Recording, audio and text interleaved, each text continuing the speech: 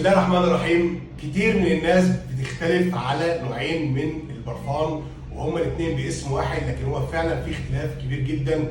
البرفان ده مشهور عالميا من زمان جدا وهو موجود، بس مش كل الناس بتحبه لسببين.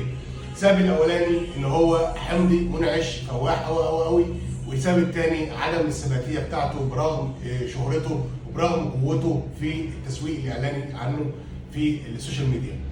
البرفان ده هو سوفاج. سوفاج طبعا الناس كلها عارفينه، في سوفاج ديور وفي سوفاج اليكسير برضو من ديور. كريستيان ديور هي اللي صنع او مصممه النوعين دول. سوفاج الاولاني اللي هو القديم بتاعنا اللي احنا عارفينه، اللي هو دون لما بتشم ريحه البرفان بتلاقي ريحه البرفان فلفل اخضر مع ليمون مع جريب فروت، تلاقي حمضي قوي قوي منعش ونفاذ في نفس الوقت.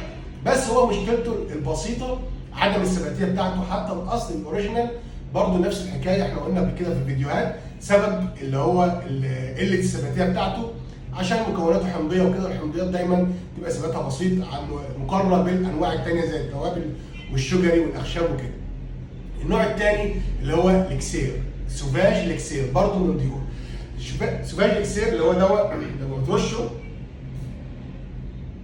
ناعم، الاولاني خشن ده ناعم، مدي على فانيليا، مدي على تقدر تقول مثلا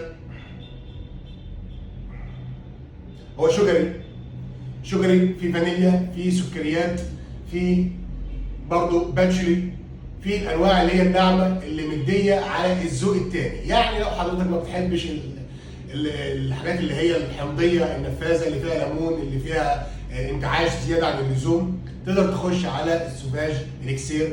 وده بيفرق عن السوفاج ديور الاساسي اللي هو القديم في الثبات بتاعه.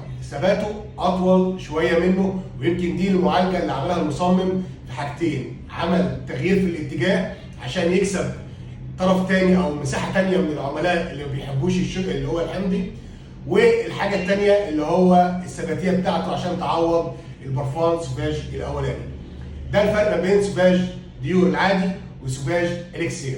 حبيت اعرفكم لان السؤال ده بتسأله كتير طبعا عندي، ايه الفرق بينهم؟ لكن السعر واحد والجمال بتاعهم واحد والانتعاش بتاعهم واحد. هو الفرق ان واحد حمضي وواحد شجري. شكرا والسلام عليكم ورحمه الله وبركاته.